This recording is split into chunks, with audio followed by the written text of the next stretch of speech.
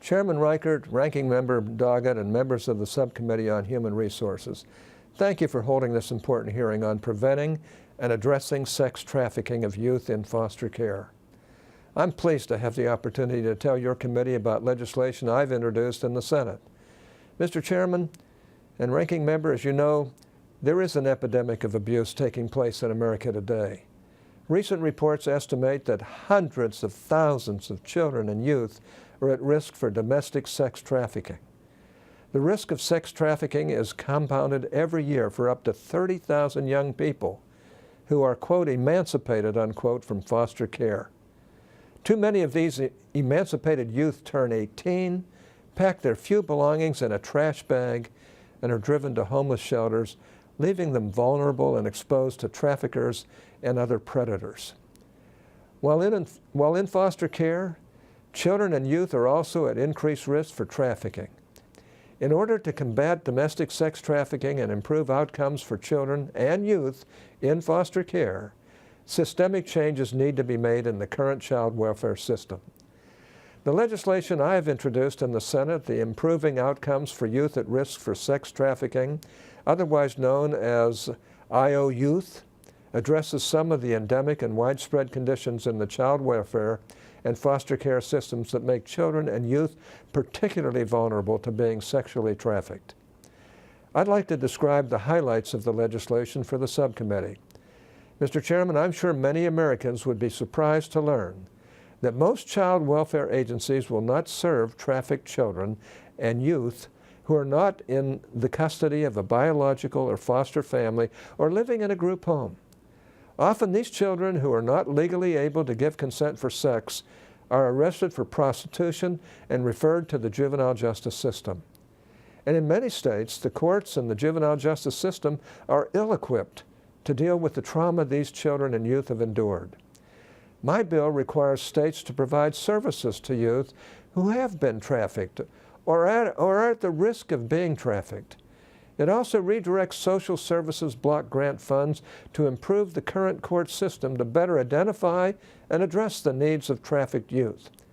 My bill includes a number of provisions to encourage, enhance, and support youth in foster care to allow them to participate in age-appropriate activities and social events. I hope these provisions will promote healthy development, increase opportunities for foster children to form meaningful connections, and reduce the risk of vulnerability to domestic sex trafficking and other negative outcomes. Another major risk factor for vulnerability to domestic sex trafficking for older youth in the child welfare system is a continued reliance on congregate care facilities, sometimes referred to as group homes. These facilities are routinely targeted by traffickers and are often warehouses for youth who are rarely, if ever, allowed to engage in healthy social activities. My legislation refocuses federal priorities on connecting vulnerable youth with caring permanent families and limits federal reimbursement for very young children and after a certain duration for older youth. For those remaining in congregate care, those kind of facilities, the bill requires that youth have improved access to normal, age-appropriate activities. Many youth in foster care report that they might not have gone into foster care in the first place had preventative services been available to their biological family, which could have kept them safely at home. IO Youth responds to the need for preventive services such as mental health and substance abuse treatment for fragile families by redirecting funds from the Social Services Block Grant to address this need, as well as to enhance and improve child welfare systems. Youth in foster care routinely report that they feel uninvolved, unaware, and disconnected to any planning around their care or future. They are not informed of their rights while in foster care. This can lead to a sense of disenfranchisement and a lack of connection to siblings, relatives, or other caring adults. In many cases, this lack of connection contributes to the void so often preyed on by traffickers. My bill requires that state child welfare agencies provide ongoing family funding for older youth in foster care, as well as greater participation of youth in planning for their future. We want to find those families for them. It also encourages states to find individuals willing to be involved on an ongoing basis with the youth in foster care.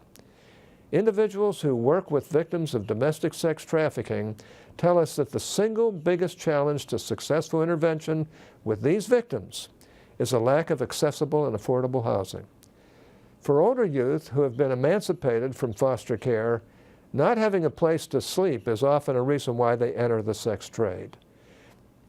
In order to improve housing options for these at-risk youth, my bill redirects funds from the Social Services Block Grant in order to provide housing to trafficked and other vulnerable youth.